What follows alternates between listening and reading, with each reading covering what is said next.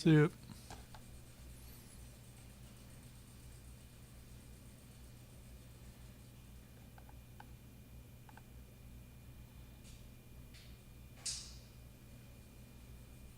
Stormlock, welcome back. I I finished the other assignment, but the next one's due this Friday again, so it's back to the grind. I think I'll be. At least I can do part of this, I think.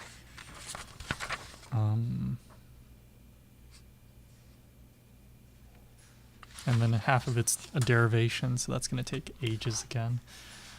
And I've kind of, unfortunately, sorry, let me move the microphone a little more center.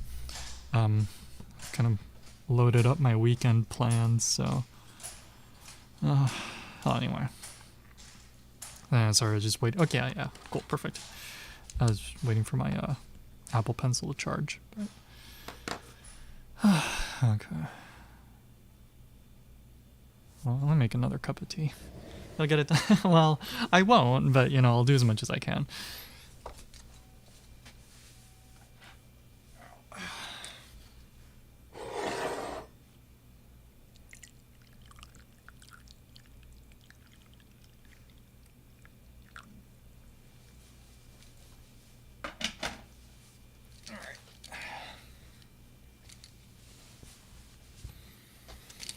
It's a little cold. Let's close the door too.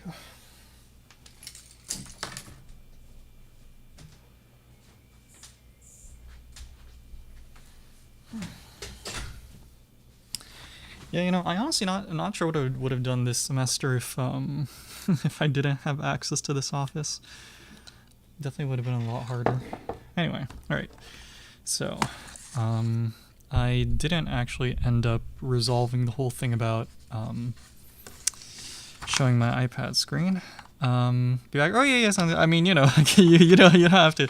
I mean, it's nice enough for you to pop by as it is. So, but yeah. I mean, you know what I'm gonna be doing. So feel free to come back whenever. Meanwhile, let's see. Find the electric dipole moment of the system as a function of time, and I guess dipole moment, right? So that's just like charge by distance, I think.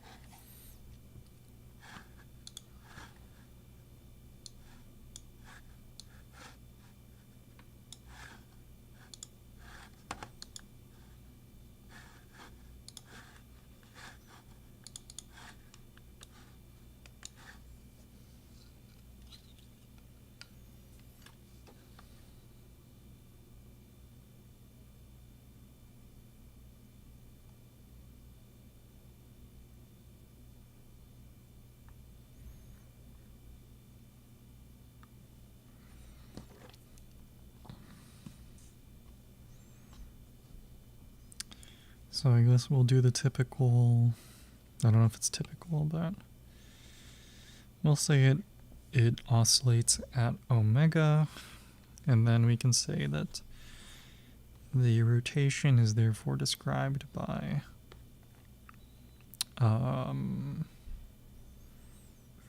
cosine omega t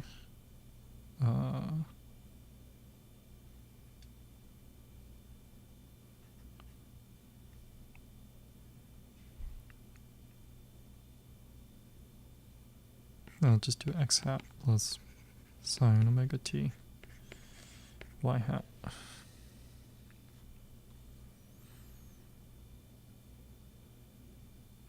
Or I guess that's the oscillation, and then it's just that times the amplitude of the dipole, which I think we typically just define some p naught. Okay. Lowercase p naught. And as usual, lowercase p naught is going to be charge q times d, where in this case the charge is negative e, and the distance is over the orbit is a naught. So we got dipole moment.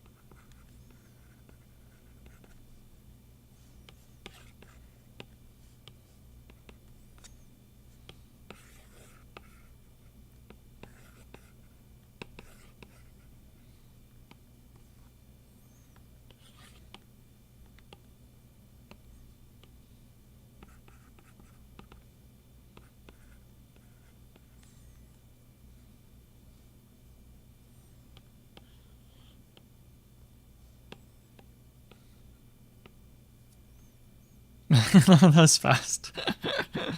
I mean, it's okay to, it's okay to watch other streamers.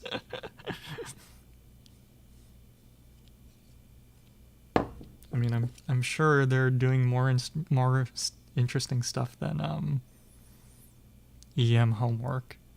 Not many small. Really? I mean, now I don't know. Maybe maybe my I guess maybe I'm just like detached from reality in that respect. But I thought like this time of day would be pretty busy in terms of streamers or streaming, like schedule wise. Let's see. So pretty sure P is the dipole moment, right? Yeah.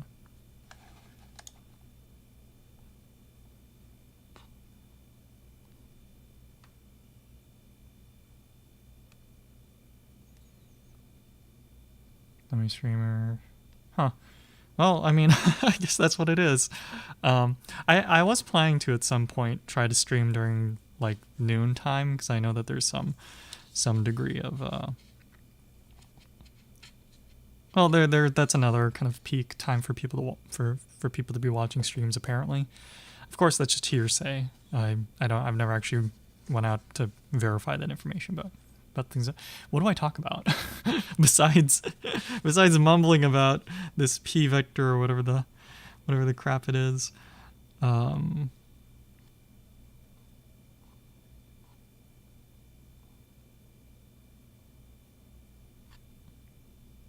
now I remember. Okay, yeah, that's how we argued it. Okay, so I guess what we had argued was we argued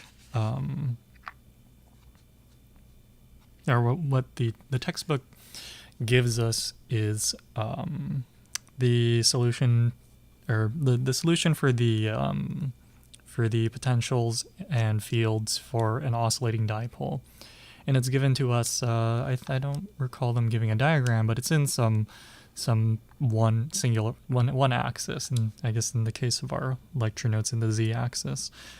But this time we have the dipole orbiting an axis. So I guess it's orbiting the z-axis in our case. So it has x and y, or its components in the x and y plane. So, which is why we use linearity to argue that the solutions for the single axis solution is also the solution for the for the plane. Okay. I forgot, what tags did I use? I probably put Japan or Japanese in the tags, but that's just because I can speak it. I haven't streamed from Japan in well, from this channel never, actually. Yeah, sorry, that was clickbait. uh, let's see, clickbait or what is clickbait in Japanese? If clickbait in terms of a thumbnail is samune sagi, which is essentially which translates directly to thumbnail scam.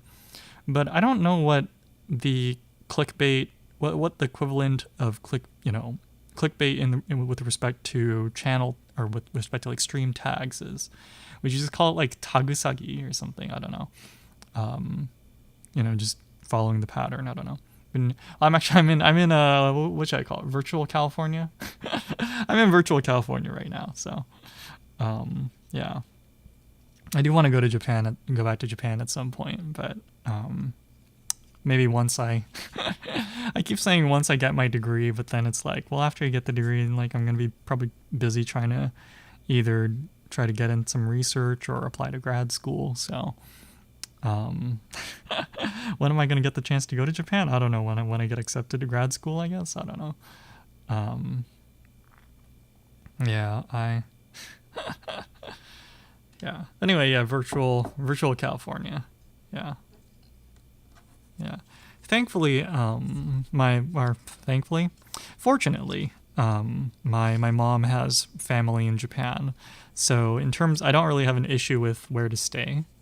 I can just kind of ask my uncle and aunt on my mom's side if I can kind of just borrow one of their rooms for a few weeks. So it's not too hard to go, like logistically. I don't really have to think too hard. I just need to get a plane ticket, and then the rest, I can somewhat sort out. I know which buses to take.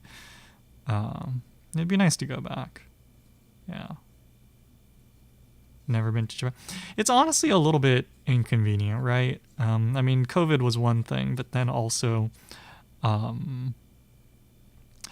just planning planning to go to any country where you don't necessarily have like contacts, and you got to plan everything yourself, right? So it is just like any vacation. It's or not even vacation, right? Just like in terms of going to any country, it's somewhat of a hassle, right? So but what I will say is, if you haven't if you're not aware, I don't know if you're aware of it, but the Japanese, it's not the embassy, what do you call it? But for foreigners, you can go to your it's not an embassy, what do you call it? But basically make sure if you're going to be doing a lot of traveling when you go to Japan, to get the rail pass. It's a all you can use, or all you it's a pass that comes in, I believe, units of 1 week, 2 weeks, and 4 weeks.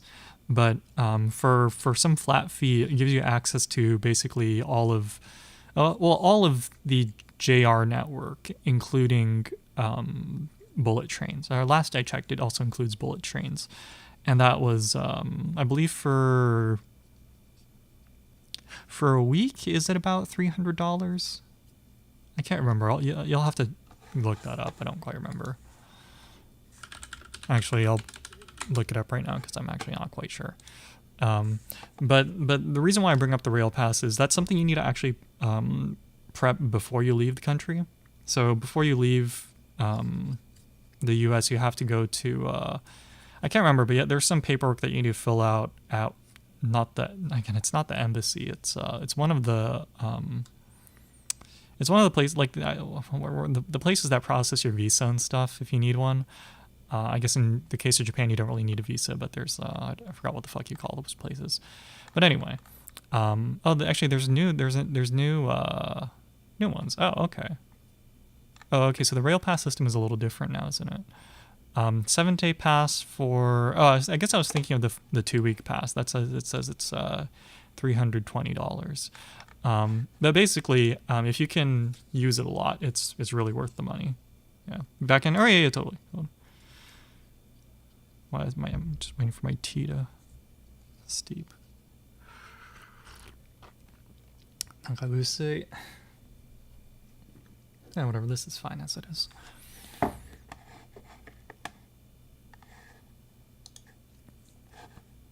Actually, yeah, let me look up the new rail pass system.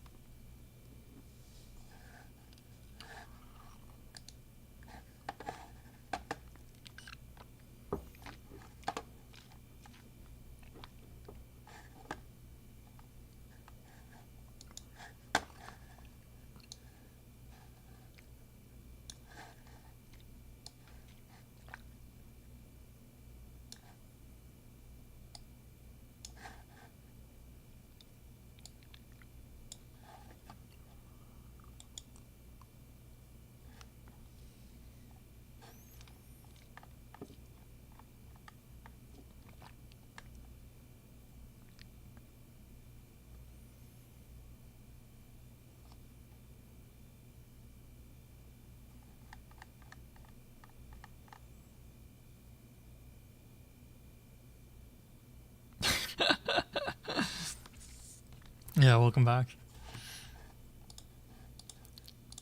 Must be busy.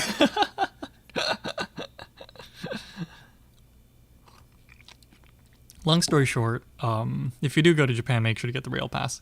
No. No, it's more like, I feel like, it's okay to like, chill and, you know.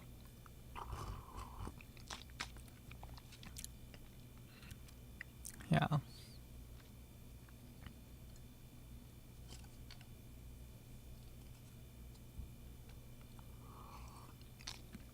Anyway, all I was gonna say is that the rail pass, I guess they have more ways to pick it up now, but if you go to Japan, make sure to make sure to make sure that you're able to actually buy it, because it makes traveling around Japan a lot cheaper. It's also playing Phasma. Why don't you just go watch that then? That's more interesting.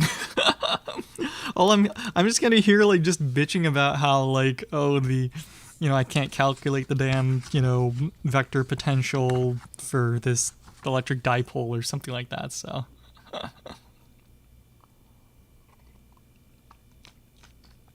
Very loud. Loud as in like... Sorry, what do you mean?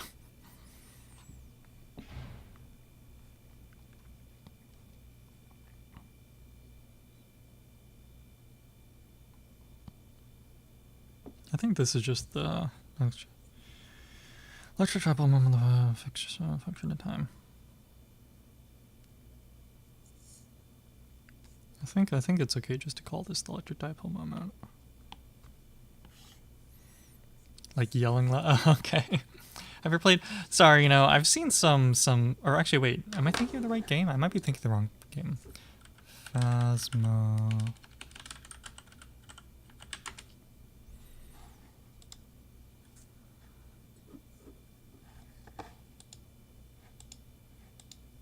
Yeah, I think I've seen people play it before, but I have not, actually played it myself.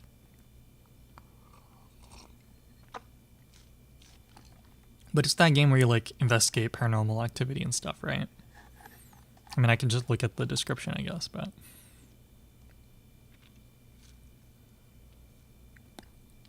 yeah, I have so many games in my backlog.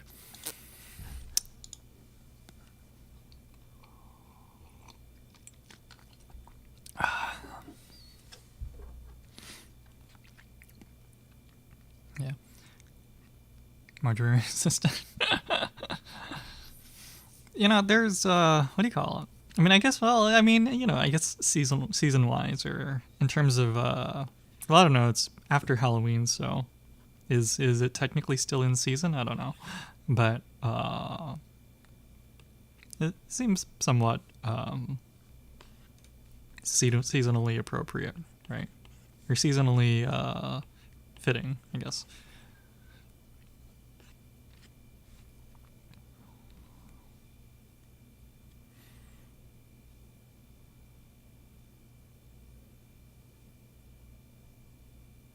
I wonder if it's really okay to call this electric dipole moment.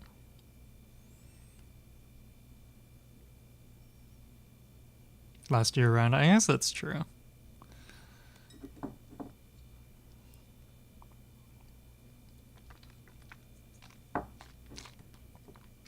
Because I feel like you could make the same argument for like horror games during summer, right? So that's true.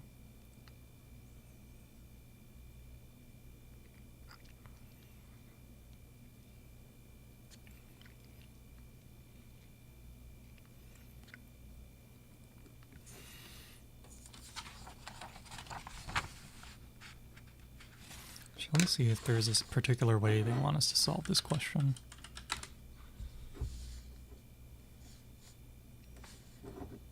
Sorry, studying as in... Sorry, what do you mean? Like the movie, or... I didn't actually watch those movies either, now that I think about it. There's a whole movie series, right? Paranormal Activity.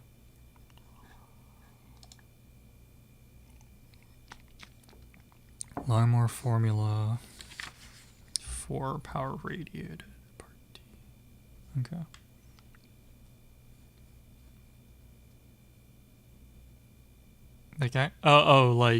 Like real life, like I mean, I guess it's a little weird to call it real life, but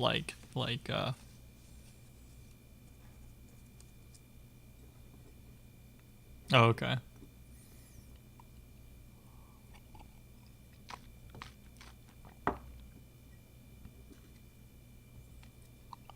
Are there like books for that or something? Sorry, let's see. Problem 1. How should we solve problem 1? Fix an arbitrary phase.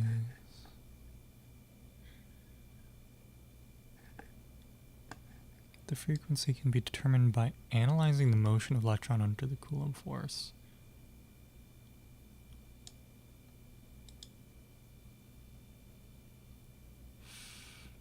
Motion of the electron under Coulomb.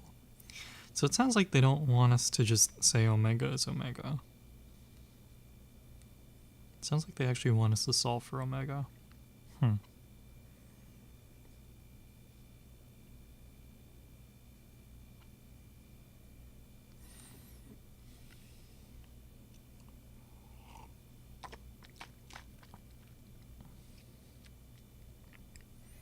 They adjusting pH like whether like pH is in like whether or not something's an acid or a base.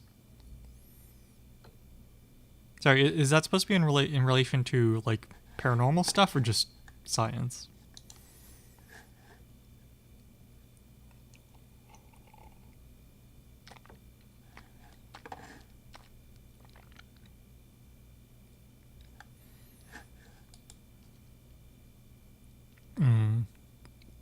Yeah. Okay.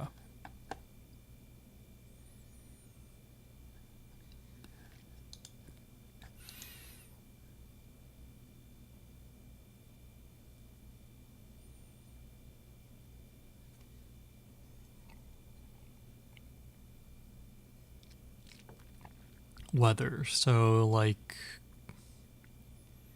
and do you call that climate science, I guess? Or I don't know what you call the branch of climate science specific to weather phenomena, but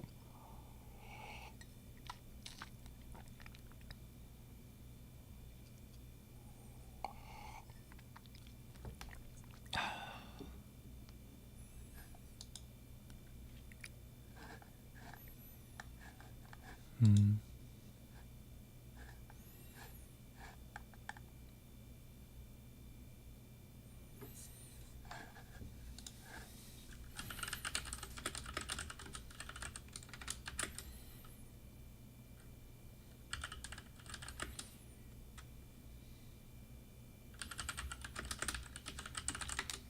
How am I supposed to figure out?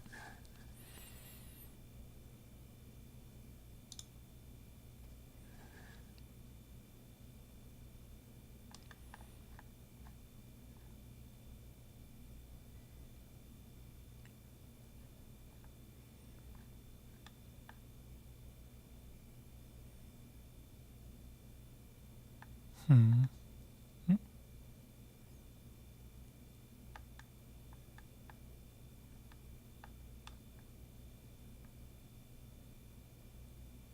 Oh, thanks. Oh, that's good. That's good. It's good to be what do you call it? Well, in general, it's good to be well read, I guess. I mean, you know, like, there's probably a counter argument for everything, but in general, right? Yeah, that's good.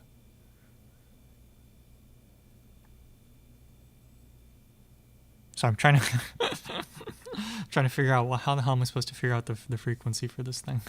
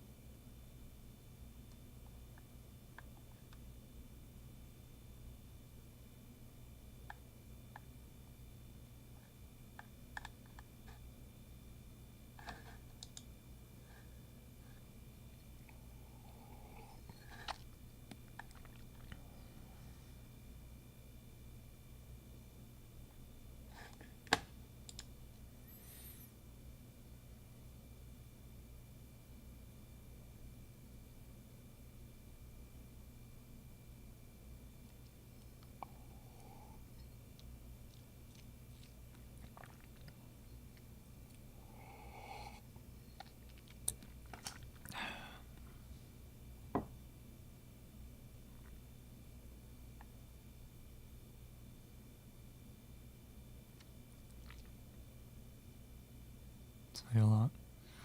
Well,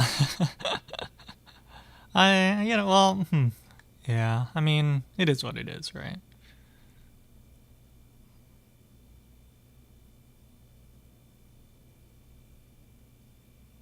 I mean, I guess the question is, yeah, why do you study?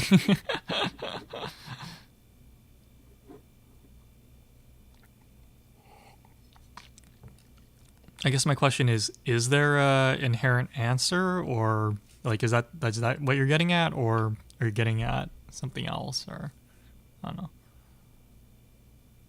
Why not? Well, I mean, yeah, no, I see what you. Okay, I see. So that's what you're getting at. Okay, yeah.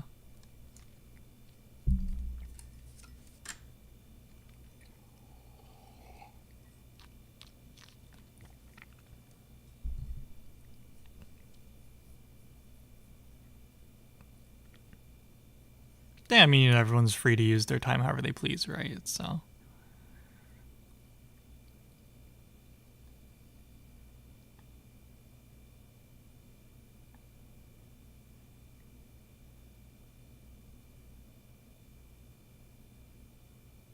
things.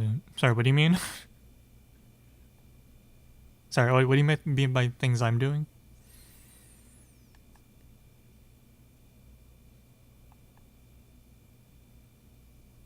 I really don't know what the fuck I'm supposed to do for this question.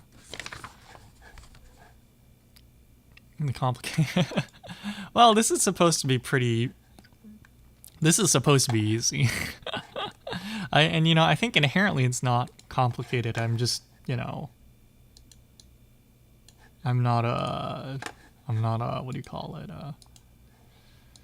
Well, studying's always been a little bit difficult, right? So, I think at this point I'm at the. Nah, it's just, I think maybe you're talking about what I was doing last time, which I guess was the day before yesterday or something.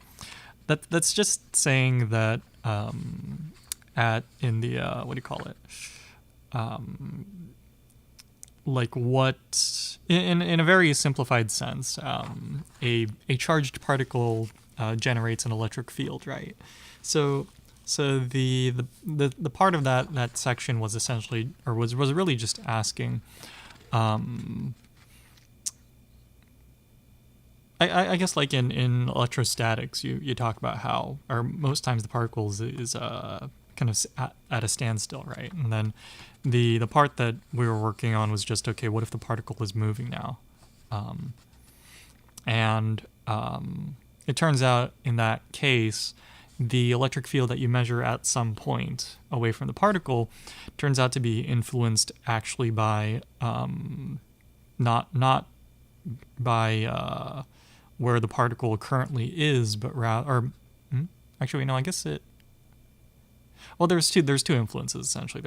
There's one influence caused by where the particle is, and then there's another influence caused by where the particle used to be. And the way you justify that is that electromagnetic information in vacuum travels at the speed of light. So wherever that information happens to hit your particle at the time you're looking at it, influences the field at that point. So that's all. Yeah. Or EMF, yeah, right. So right.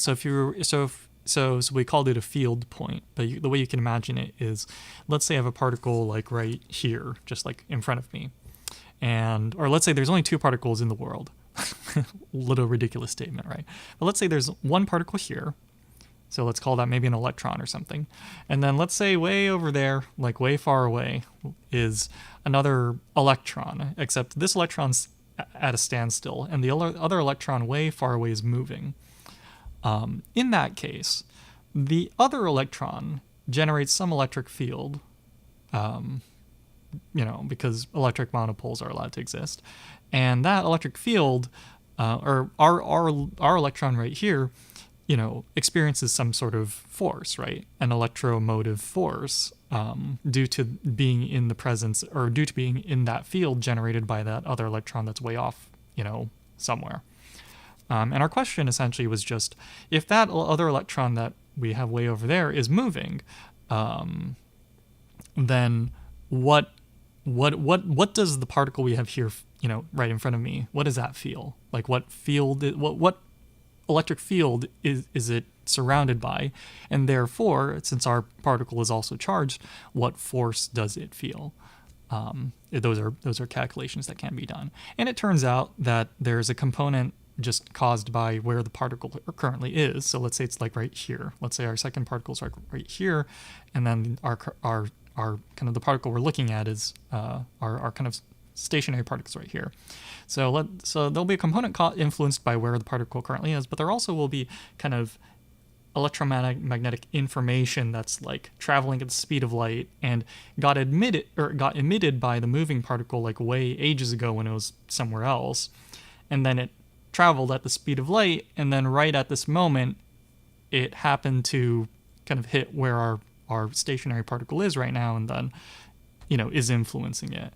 And the whole part of that section was to discuss how to do those calculations.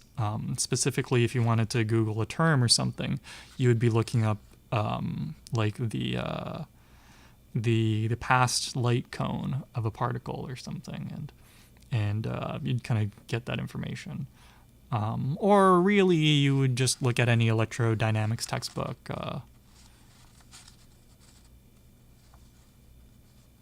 Ultimately charging the stationary.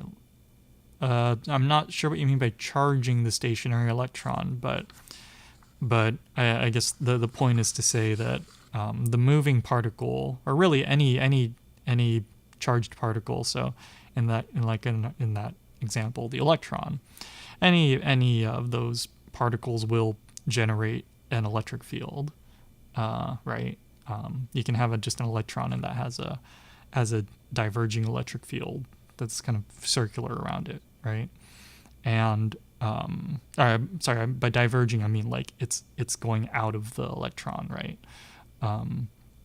So that's in the stationary case, but the question is, how does the field that electron is making change if it's moving? And then if it's moving and it's got that not so symmetric, circular electric field, it's now some weird different shape. How does that influence some other particle in the world? And it turns out that there's multiple components to, that there's a field kind of component that kind of sort of follows the moving electron. There's one that's kind of a component due to where it was in the past, and well, I guess those are the main two components we discuss. Yeah. And then, sorry, so today what we're really discussing is kind of maybe what even was the transition between these two lecture topics?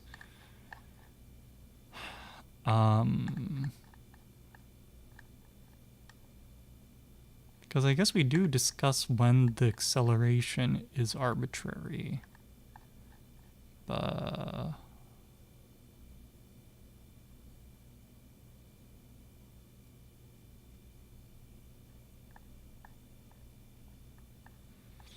let's see, Tesla coils. I'm not really familiar with the setup of a Tesla coil.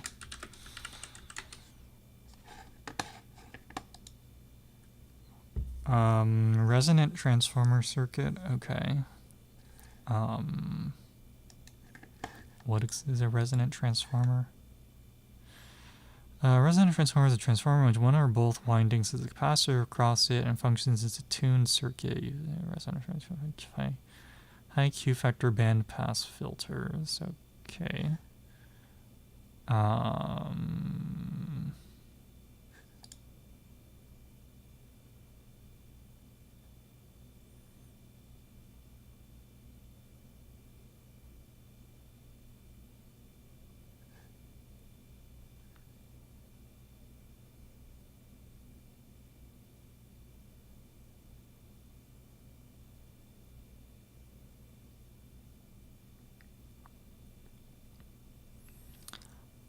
Well, first of all, from what I understand, which is not really much, but my very basic understanding was that this arcing that you see from obviously not just Tesla coils, but just even like in the case of lightning, this is plasma, right? This is plasma that's generated due to what do you call it?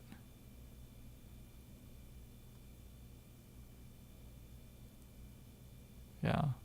Right. Oh yeah, sounds good. Yeah, thanks for popping by. I guess to answer your question, I don't think a proton would arc if an electron got near it. I think they would. I mean, you'd have to model the Coulomb interaction, but I don't. I mean, it might emit light if depending on which particle is losing energy or whatever the what do you call it? Whatever the ground state of the system would be, but so if this arcing is literally just some photon emission due to the system settling into a more stable ground state, then yes, but otherwise I'm not really quite sure what this lightning.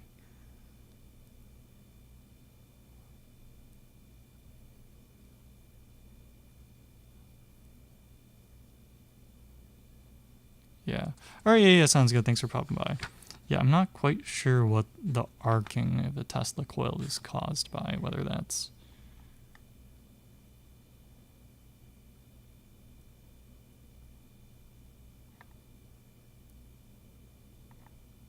Did they actually explain it? Well, we'll look at it later.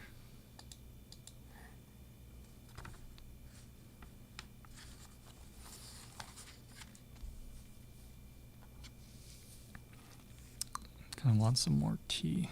Kind of already used up this tea bag though. Actually, I got this Coke. Let's just drink that.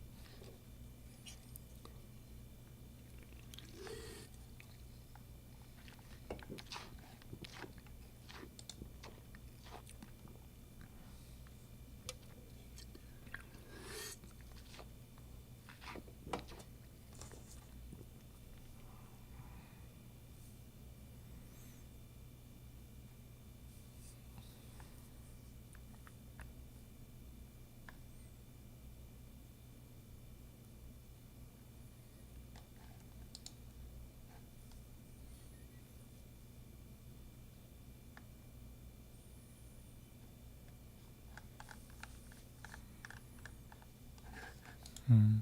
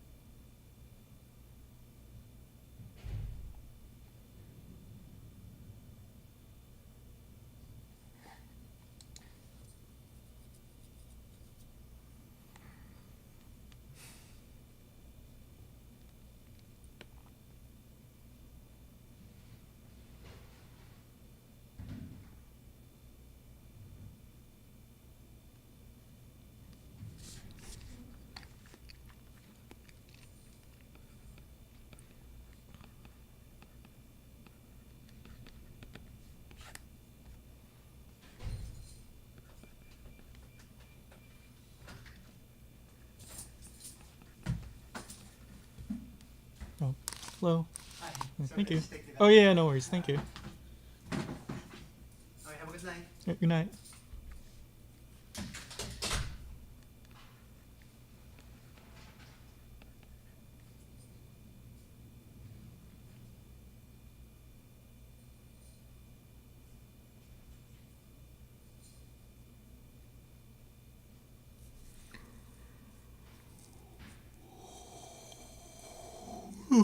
君の愛はズキュンドキュン走り出しバキュンドキュンかけてゆくよ。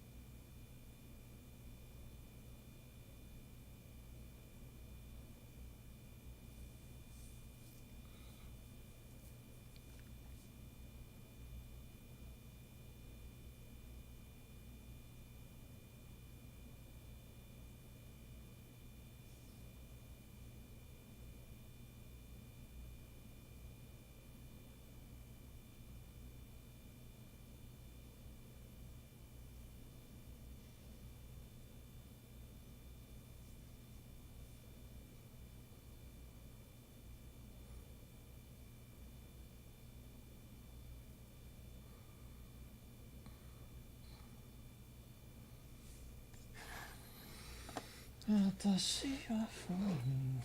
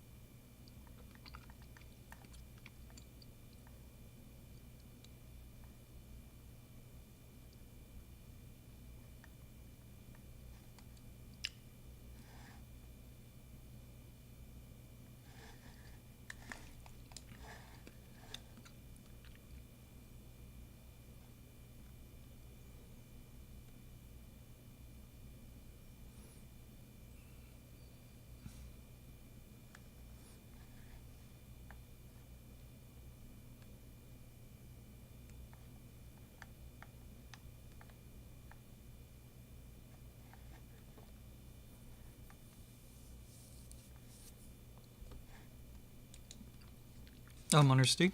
How's it going? Sorry, I'm just kind of taking a break.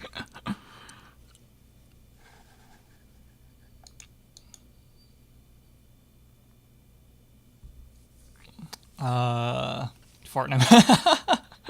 I forgot, you said there was there an event that,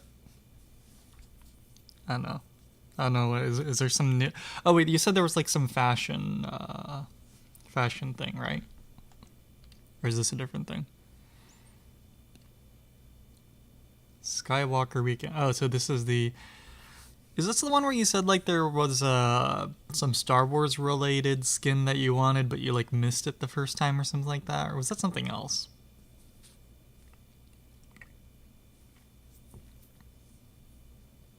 That stuff. Okay. Well, I mean, I mean, you said you'd do it, so, I mean, yeah, that happened, I guess.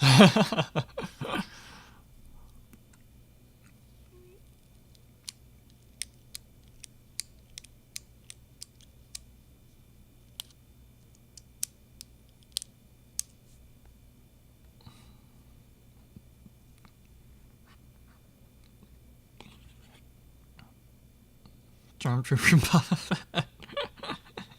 Does the Stormtrooper skin like reduce your accuracy, or does it increase your bullet spread or something?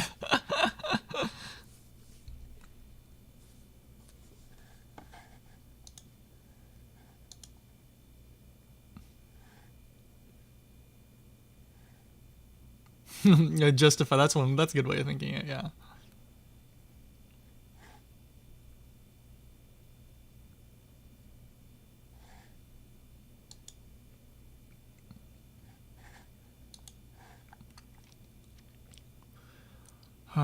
Yeah. Well, I mean, again, you said you would buy it eventually, so I mean, I don't really see that as too much of an issue. You know, so actually, so I've been kind of thinking about that. The skin. How much does it cost? How much does the skin cost, for the record? The reason why I ask is with I'm kind of thinking about the Overwatch. In fact, I guess it's not too hard to just pop it open and, or oh shit, that's not what I wanted to do. Where is Overwatch? I don't know. People were complaining about the skin pricing in Overwatch. I don't actually remember what the pricing is. Let me double check it just now. Both of them equal to, so it's about 12, 13 bucks each, right? Oh fuck, it requires an update. Okay, never mind. I don't want to deal with that right now. And I guess I could let it run the update in the background. Well, actually, wait, no, I don't want to do that. It's gonna fuck up the stream. No. Okay. Well, yeah, and like, I guess the question is that... Wait, I thought I just closed BattleNet. What the heck? Huh? Okay, it's reclosed. So I guess the question is one skin worth 10, 15 bucks? What is the most a skin can cost? I think some people were saying like an Overwatch skin was costing, or one of the new ones was costing like 20 bucks or something. But then I think there were other ones that were like $10 or so, and I don't know.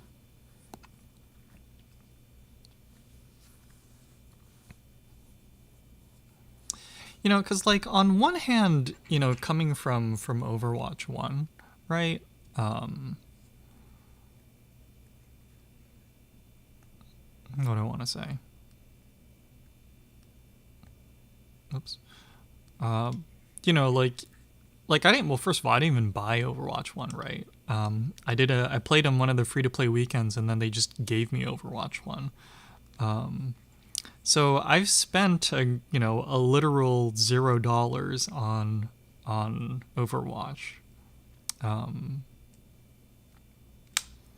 So obviously that's not a good comparison, but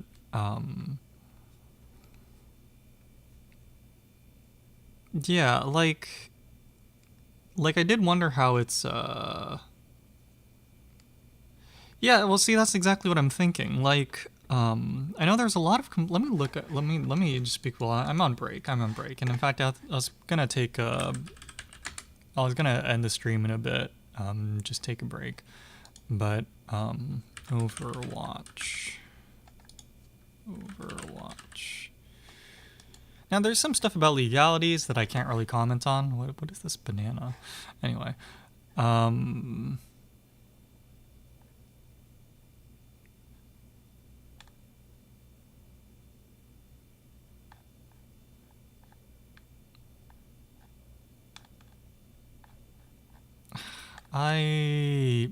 don't know. Like, there's bundles, right? And I think an individual skin was costing anywhere between like 15 or somewhere,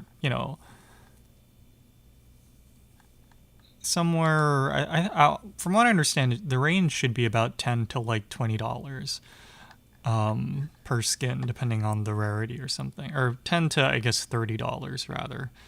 From my understanding, is the actually I guess it's how much is it? Yeah, it's probably about $10 to $30, depending on the the quality of the skin. And to me, that sounded like, in terms of pricing, I thought that was pretty normal. Now, I would probably never spend that much money on a skin, but that seemed to be in line with what other games were charging for skins, right? And I just saw a post on here about it too. But someone says, prices will not kill the game. Lack of free rewards is what will kill the game. And I'm more inclined to agree with this person, right? Yeah, it's kind of one of the things, right, where loot boxes gave a path to earn all the, not all, but, it gave a plausible route to earning all of the seasonal rewards, just through the game. Realistically, you'd have to be like no-lifing the game to do that, but, well, if you could no-life it in a reasonable amount of time. And then anyway, during that anniversary, or each anniversary, they unlock, or they make all the skins available for unlock. So if you miss a skin during one of the seasonal events, you just play during the anniversary to unlock it. So it was good about, and see, this is why I feel like Overwatch 1's monetization was, it was really good, but I also did always wonder, like, how it would be at all sustainable, right? Like, it was good for players, but it did also, beg the question, like, how is this, as a business, like, maintainable? And I guess evidently it wasn't, But yeah, so to me it seems more like I don't know about this Stormtrooper Boba Fett skin. Like, are those, can you earn those in game, or do you have to buy them? Because I mean, I guess either way, it doesn't seem like too bad of a thing. As long as there's like stuff for free to plays to earn, then I don't see there necessarily being an issue with like oh, this skin is locked behind paywall, right? Like, if people pay money, I feel like they should get something worth that money out of it, right? And I don't know how many designers or how many man hours goes into each skin, so I don't know what a reasonable price is. I mean, evidently with Fortnite, right, they can charge anywhere between $10 to $20 for a skin, and no one bats an eye, right? And I'm thinking, even like, let's go even back, right? Like League of Legends, right? League of Legends, you can, there was a little bit of maybe not outrage, but there was it drew headlines when the what are they, like ultimate skins or something, but like the really like fancy skins came out, and those were $25 though. So, and I still think that's a lot, but nonetheless, in League of Legends, you can buy a Team Fort. Well, even before that, then how about like wait, which is first, Team Fortress 2 or Counter-Strike? Knives, right? Like, people, I think the like anywhere between $5 and like $30, I guess. Those are not unheard of numbers, right? For it's 2007. When is CS:GO? Is that newer? Is that more like 2009 or something? I don't know. Well, let's look it up. CS:GO. Just because I don't know if the earlier Counter-Strike games offered. Is that 2012? Oh, okay. It's newer than I thought. You're right. It is 2012. Yeah. So yeah. So like the thing is, right? Like it's $5 to $20 isn't unheard of. It's just when you get past $20, it's less heard of, right? And then with like gacha games, right? There are accounts that sell for hundreds of thousands of dollars, or not hundreds of thousands, hundreds to thousands of dollars, right? Sometimes depending on what game it is and what cosmetics or what kind of unlocks are on the account, right? So yeah, I don't know. The thing is, like, I'm really of the opinion, like, I feel like if people are that pissed about, like, especially in the case of Overwatch, if people are that pissed about the monetization, just don't buy the skins. Right? Like, I don't know. I know. I mean, like, I get it. People are like, oh, this is, we're boycotting bad practices and such. And I'm like, no, I agree. Like it does seem like, compared to their old monetization scheme, it's it's much less user friendly. And right, yeah, they're like coming from Overwatch 1, where again, they whoever bought it at full price, bought it for $60, and then they've basically gotten free content for I don't know how many years, but a long time, right? So that's all for $60, and then then you got to tell them, oh, some like not even max rarity skin is $20 or something now.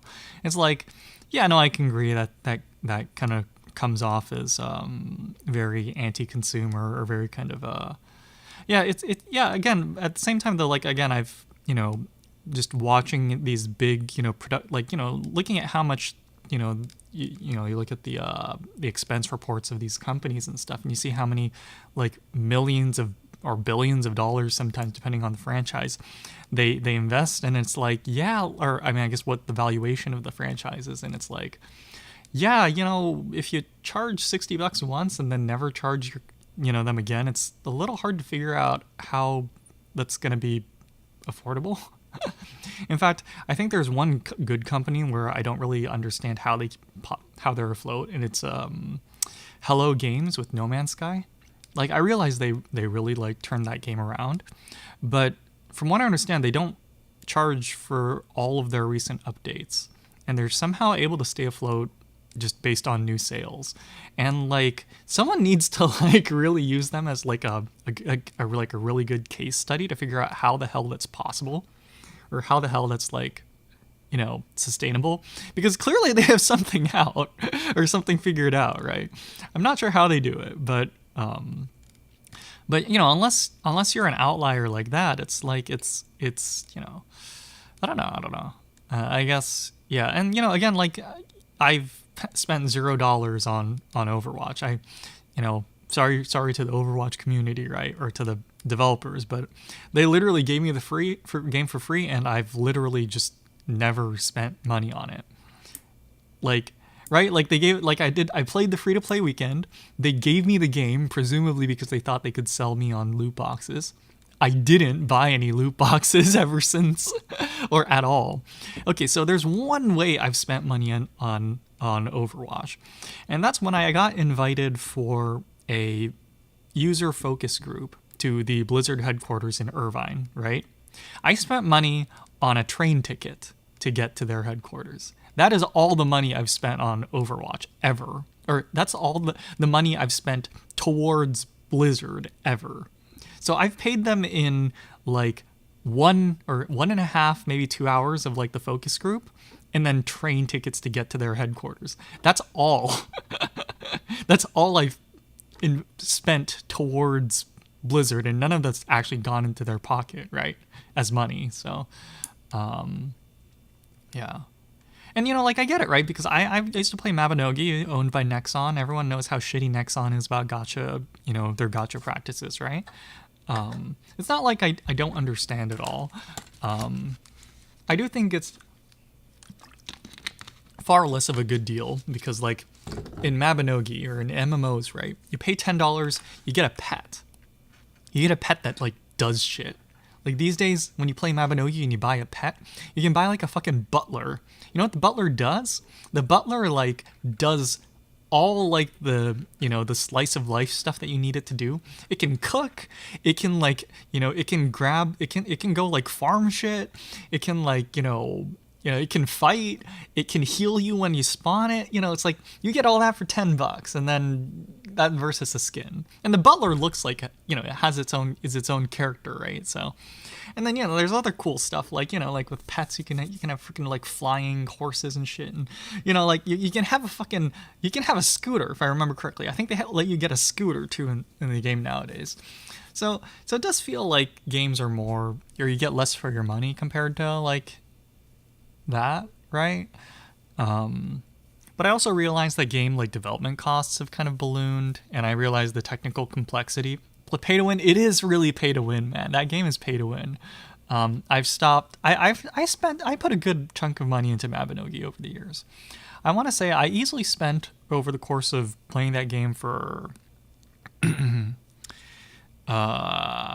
maybe like almost a decade, I would say. So, like, within the first few years, I definitely spent at least maybe like $300, $400. Okay, it's probably about more like $400 if you include the money that I got from doing a focus group at Nexon. I went once to their headquarters in, I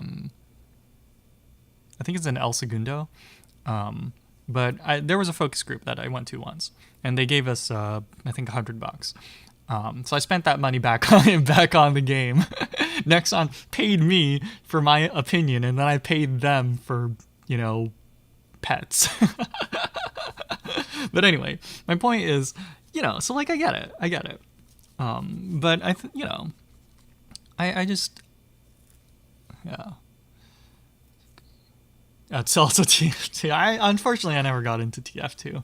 I wasn't really good at FPSs. In fact, at that focus group at Nexon, I can't remember when I went to that focus group. I want to say it was when I was around in like early high school. Maybe I was still in middle school. I don't know. But that doesn't date me. Okay.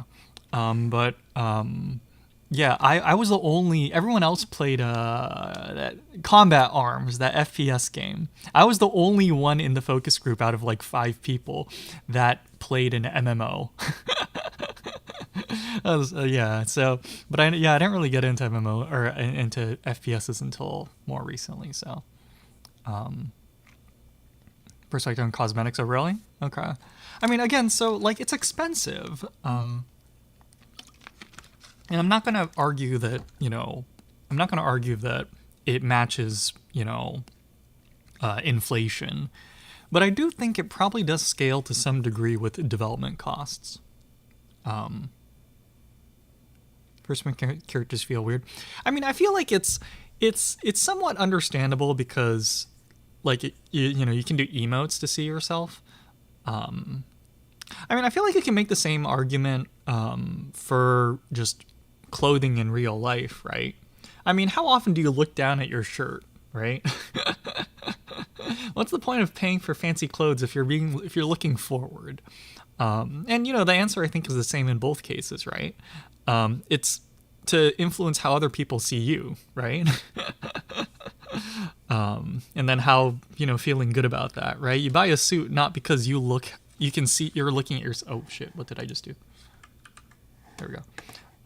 You buy a suit not because you look at yourself in a suit and you're like, oh, I look so cool. It's so that when you go do an interview, you don't look like a dumbass when everyone else is wearing suits and you're wearing like jeans and like a t-shirt or something, right? Alternatively, you could wear jeans and a t-shirt for the same reason, but and there's other factors, right? Like in real life, you wear a shirt because it's comfortable. You wear pants because it's comfortable. And so that doesn't that example doesn't translate perfectly well, obviously, right? But it's a factor besides looking down at yourself. Is I guess is kind of the point that I'm getting at, right? There's yeah. Nonetheless, so I don't really think there's an issue with paying. Like, again, if you think it's worth the $10 or $15 or whatever, then like it's one of those things where it's like, I think the main argument people go for is like, oh, it's predatory, or oh, it's manipulative. But like, do you think the Stormtrooper skin was worth $12? Do you get $12 of entertainment or value? Do you get $12 of value of any kind out of that skin? Because if you do, and you're okay with spending $12, and they're willing to sell it for $12, there really isn't a problem, right? Like, at least from my perspective, I don't see where the problem is anymore, Like, and it, like, if I don't like that, I just don't buy the skin. Like, case in point, Overwatch. I don't like paying for loot boxes. I have never paid for a loot box. Overwatch has switched to buying skins in the shop.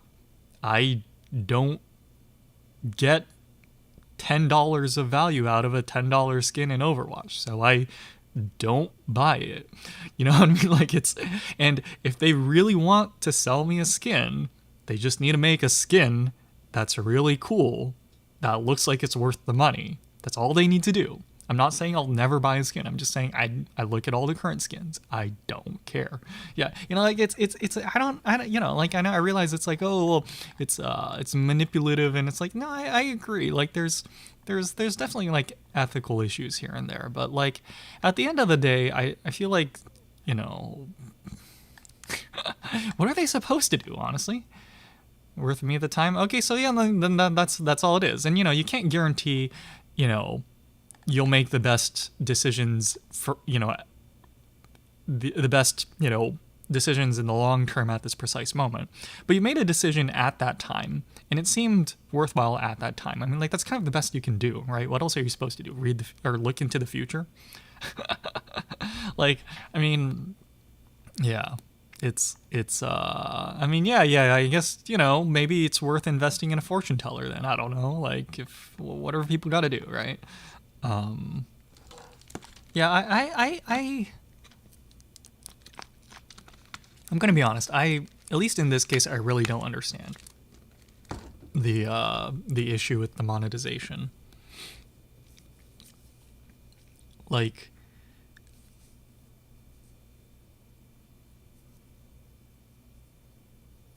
payments in V-Bucks. Yeah, maybe they'll have a fortune teller in the shop, right? It's like a gotcha thing, right? You buy it with V-Bucks and then it spits out your fortune, Totally.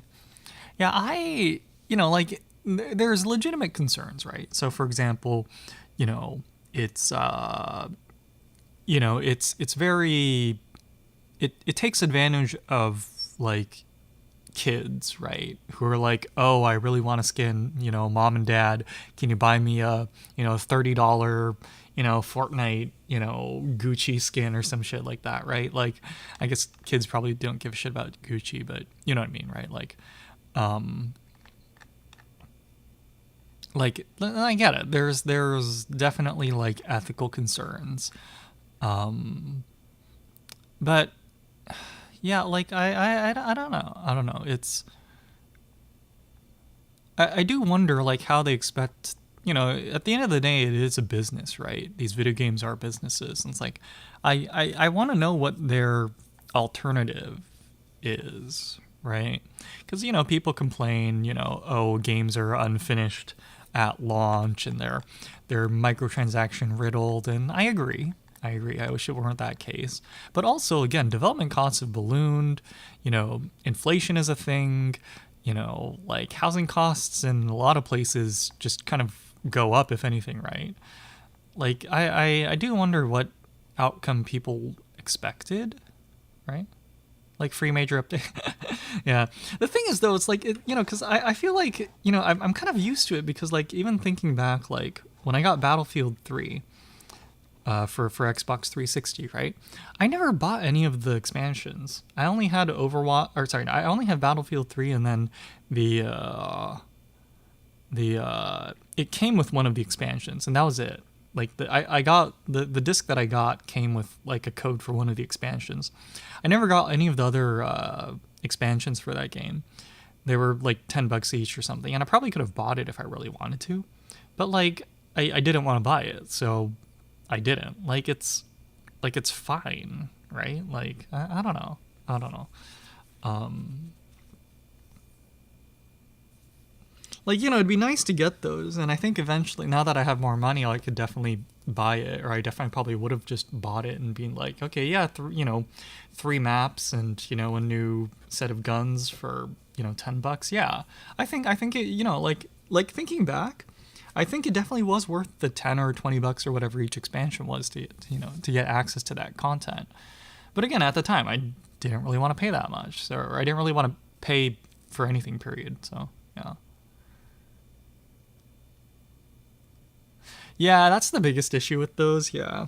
And that's why, like, as you said, like, if the major updates are fueled by these, like, honestly expensive, you know, cosmetics, then, you know, it's hard to argue, right? Like, you know, like with Fortnite, right? You know, like, yeah, like, they keep, there's a lot of, from what I understand, there's a lot of free content, right? It's just that most of the monetization is in, like, cosmetics and crap, so, like, yeah, I mean, well, what do people expect to happen? Yeah. Well, I guess what I mean to say is that there's the battle pass system, right? So there's from what I understand, there's a free set of unlocks that you unlock over time, and then right, yeah, the map is free also, and then there's the battle pass just has premium stuff that you could also unlock, and then there's the shop and stuff. So like, you know, like, yeah, like it's a business, right? So like, how do you pay the designers that handle, you know, the map design, and there's a story, right? So how do you pay the narrative directors and the narrative, you know, staff, if like just, yeah, how do you pay them, right? Like, I'm sure they put a lot of time into the game. It's not just like, oh, let's just add, like, you know, a Balloon Boy, or like, yeah. So like, yeah, I again, I don't know, because on one hand, I do agree. Part of it's probably training kids to be used to spending, like, you know, $50 on like a cool skin or some shit like that. Like, it's normalizing that kind of stuff, right?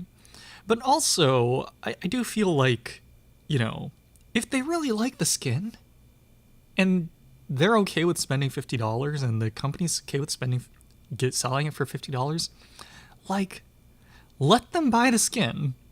Like, or have the parents, that's part of what parents' job is it not?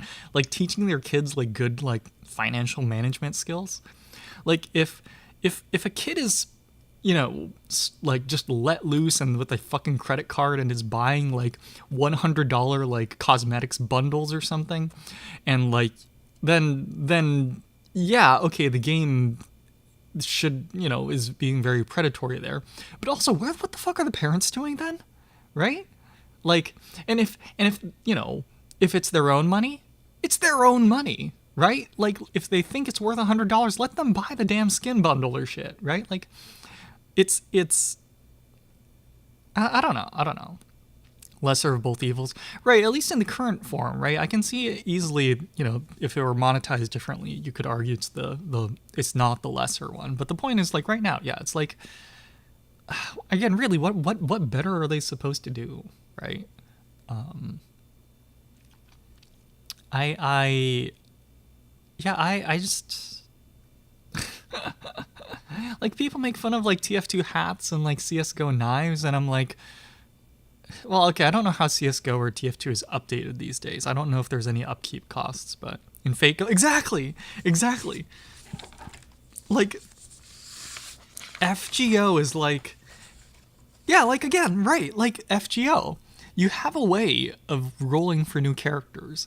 It does depend on luck, but there is a route to unlock all the characters for free, to some, to a degree, right? Like, it's possible. It's random, but it's possible. And you get free content in terms of like the story mode, right? You continuously get free content. And you don't actually technically need to spend any money to do that, right? Like, I think Ark Knights is like the best example of like, it's a game where literally you don't need any of the high rarity characters to get through the story mode, from, again, what I'm told. It takes some time and you need to grind a little, but like, you don't technically need any of the rare characters to like get through the story mode. So it's not even pay to win, right? You just get the characters you get the waifus and the husbandos and whatever because you like the character, you want the character, right? Like, it's yeah, like, pay to lose. But so anyways, like, I really don't get. I guess my question is, I don't get what people's expectations are. Like, I don't like it either, but I also don't have a good solution. So like, I don't blame these companies for taking these routes, because how else are they supposed to stay, how are they supposed to continue to operate, right? Like, it's, yeah.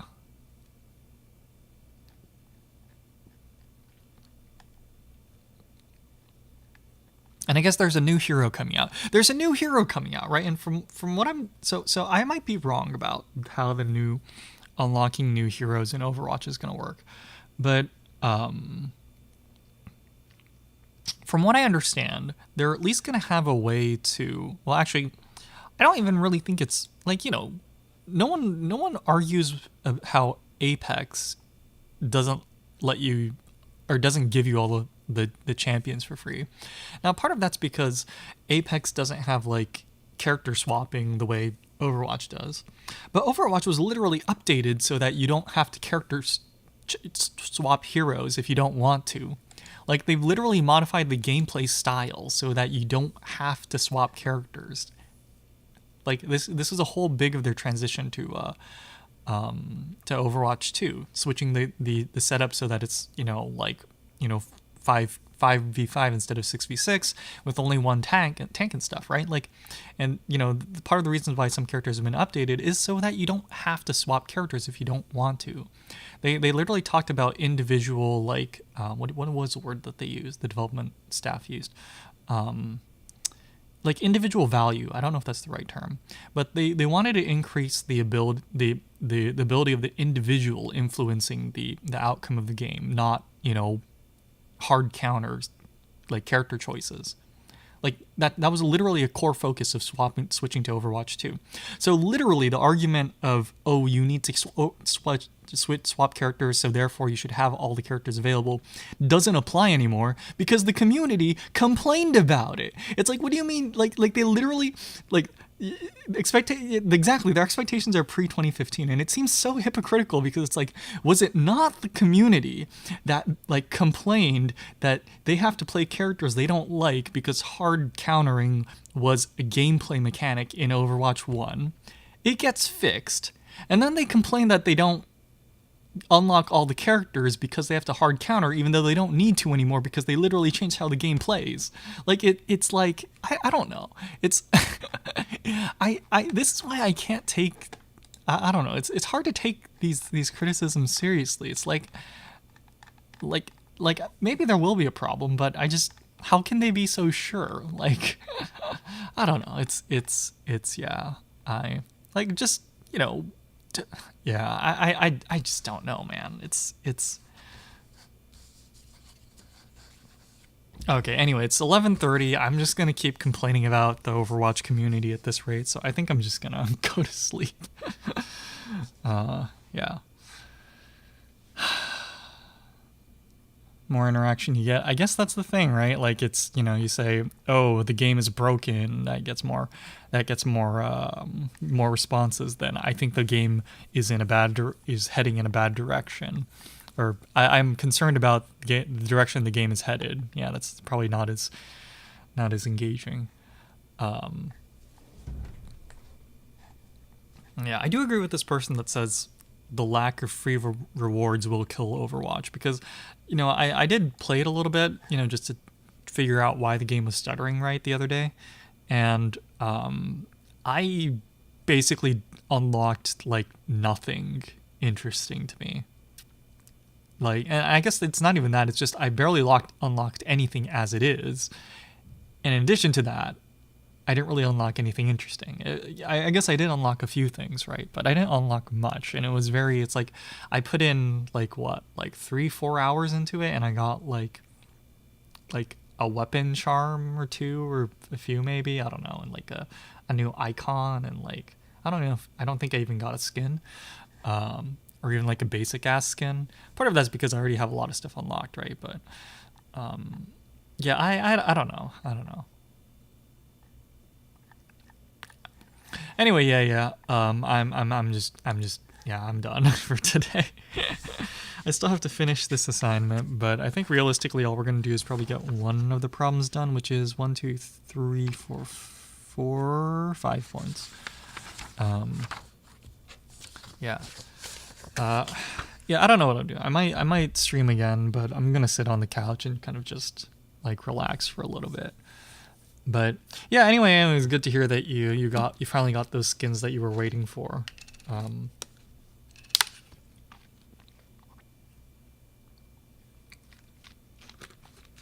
I think especially in this case it's fine because like you somewhat knew that the event was coming back, right? So it's not like you were being pressured into spending the money when you didn't want to or didn't have it, right? It's you were able to buy it at, to some degree your own pace, right? Maybe not literally your own pace, but to some degree, you weren't pressured into buying it, right? You bought it when you could and it was available. It's like at that point, like what is the problem? I mean, I guess, I don't know, does the Fortnite community complain about the skin prices? Maybe they don't. So maybe it really isn't a problem. So in that sense, maybe Overwatch should literally just borrow the monetization of Fortnite. I think that'd be fine, honestly. Yeah. Yeah, I really don't get the hero unlock complaint. Sorry, this is Overwatch specific, but I really don't get it. Because again, it's like, y'all like literally got rid of a game mechanic, which was like counter picking. They literally got rid of a game mechanic, or they literally like updated it to irrelevance. Like they updated the game to the point where counter picking is like not irrelevant, but it's not as relevant as it was before. Like they literally got the devs to do this. Like they complained about the gameplay so much that they got the devs to literally change like a core feature of the game. And then they complained that they can't do it anymore. And it's like, I get it. I because, when I play, I usually do try to counterpick, right? Against whatever's causing issues. I get it. But also, like, then, anyway, it's, yeah. Anyway, yeah, so I'm done. Right, so yeah, Modesty, thanks for bothering the other half. Right, yeah, I think that's really what it is, right? It's like, you can't please everyone, and so it's hard to complain when they make these decisions. It's like, you're between a rock and a hard place, right? It's, what can they really do? I don't know.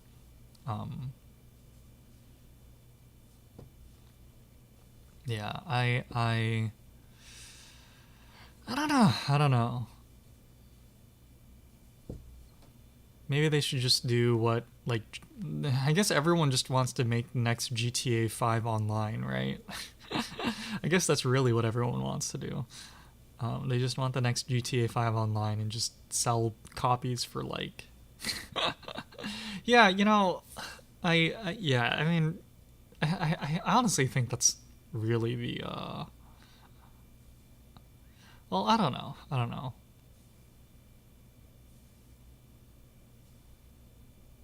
I do wonder if we're in sort of a game development bubble right now, where, because gaming is so profitable, I guess now, And I do wonder if we're in a little bit of a bubble, like in terms of like, oh, people are just throwing money at games in order to make the next Fortnite or the next what are the big ones? Like I guess at first it was like Maple Story, right? They wanted to make the next Maple Story or whatever. They wanted to make the next Fortnite or the next PUBG, you know, or the next, like, what was before that? They want to make the next, like, you know, COD or whatever, or, you know. So Maple Story 2, yeah, that crashed and burned, didn't it? I don't know, it didn't seem like too bad of an idea, just updating it into 3D and stuff, but I don't know. I couldn't even get into the original Maple Story, so I just couldn't get into... I don't really touch Maple Story 2, but maybe I should have tried. Yeah.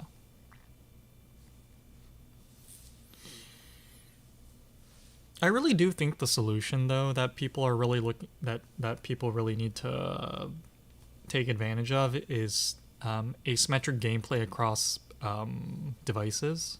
You know, I've mentioned this before, but like asymmetric gameplay is something that a lot of people like. You look at like even just Among Us, for example. The asymmetric gameplay between the crew members and the imposters, right? People really like that stuff. Same thing with Dead by Daylight, right? Like the asymmetric gameplay between between even each characters, but also the what do you call it? The 4v1 style of it. Like, people like that stuff. So I feel like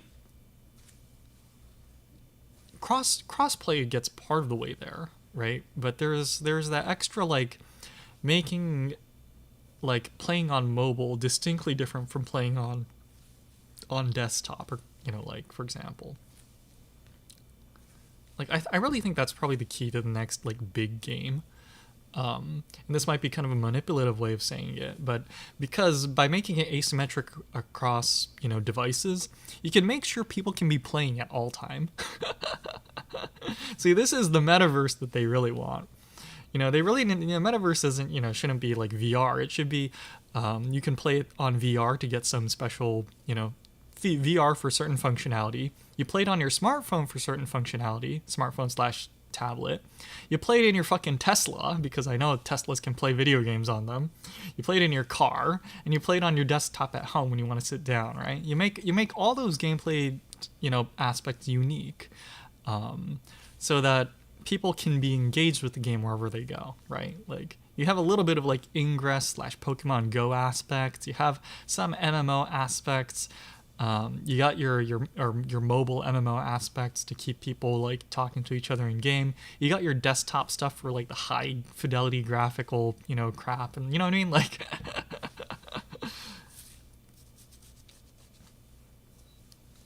gameplay's playable. Yeah. There's a special game mode you have to actually walk to Anime Expo with your phone in a hand, and then it unlocks a special regional event or something, right? Like, yeah, like shit like that. I'm not even joking, right? Like, that's that type of stuff. Like that people will complain like, oh, that's unfair to people who can't go. Yeah, of course it's unfair to people that can't go. It's fucking unfair if there's an event in, LA, but you live in freaking like Australia, right? Yeah, that's just how it is. Like,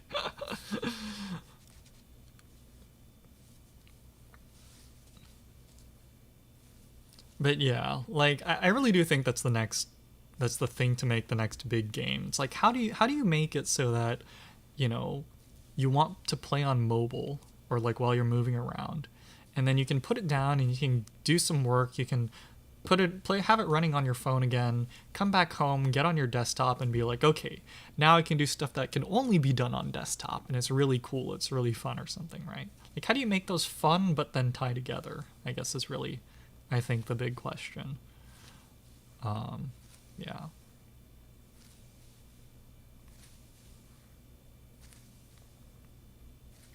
Anyway, okay, so I'm actually gonna sleep now. Minecraft 2. Honestly, I honestly, that might be a fun way to prototype it, right? Like, make it, yeah, Minecraft 2, but it's like super multi-platform. So what would you do, right? Like, I think I think what I do is personally I would probably make it so that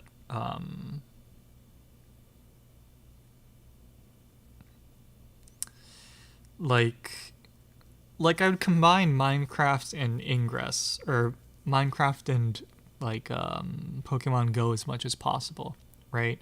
So when you're on the move with like GPS on, you could be playing Minecraft 2 or whatever, and I guess probably based on like how far you move or what, maybe it like it uses the path that you travel and it constructs a dungeon or something, and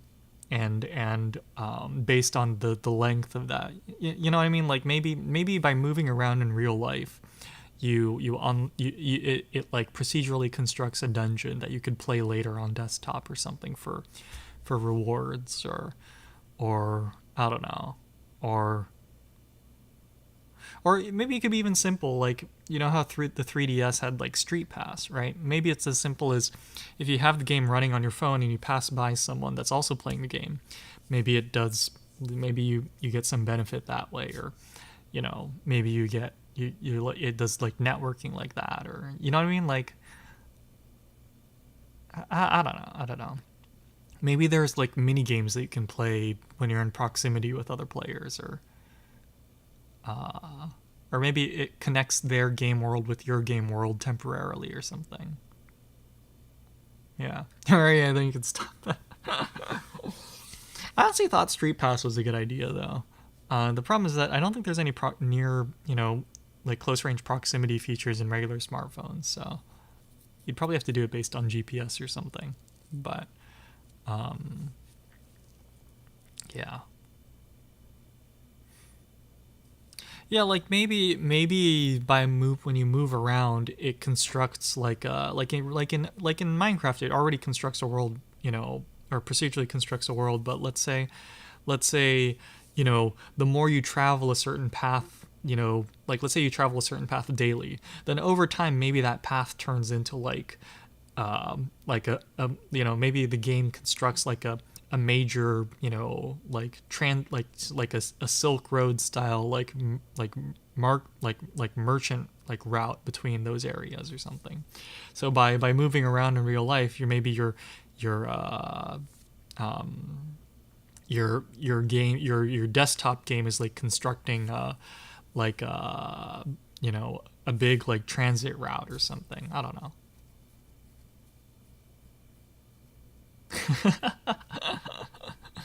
But again, I don't know, but I feel like there's I feel like that's the way to do it, as opposed to like I feel like the issue with Genshin is like it's the same on desktop or mobile, right? So like again, that seems like a wasted opportunity. Like the gameplay is fundamentally the same mobile or desktop, but then you lose out on the benefit of being on desktop then, right? There's it's like you don't get any additional features or functionality from what I can tell by playing on desktop, and that seems like a, I don't know, like a wasted opportunity.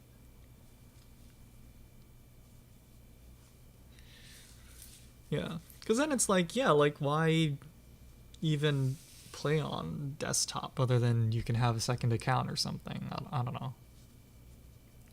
Right, exactly. Like it's right, yeah, and some people might not have phones, right? Which is fair. So like, the game needs to be fun even if you only have a phone or if you only have desktop. But if you have both, then I feel like it should unlock new functionality, or else why not just play on your phone all the time? I mean, obviously there's realistic issues like, oh, I don't have enough storage, or my phone isn't strong enough or whatever.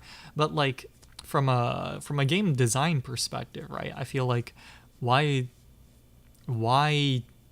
is there no additional feature? Like why are you not taking advantage of the phoneness of a phone, right? Like the desktopness, the benefit of desktop, right, is, or the side, the trade-off of the desktop, right, is you in general more hardware power in exchange for not being able to move.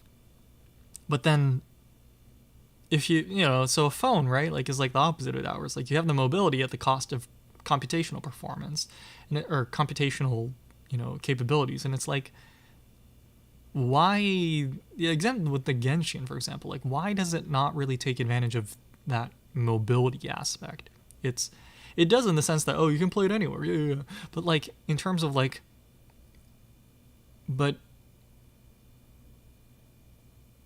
like it's that's the same thing as like a game console, which perhaps is fine, but also you're not then taking advantage of the fact that it's a phone. So yeah. Anyway, I'm going to sleep. So yeah, Moderacy, thanks for popping by. Stay safe. I guess have fun with have fun with your your what do you call it? Your stormtrooper role playing. Yeah. See you later. I might stream again later, but realistically, I'm not. I'm probably just gonna take a nap, and then yeah. So yeah, thanks for popping by. Take care. Stay safe. Have a good evening. We'll see you later. Let's get it. おやすみ。終わり。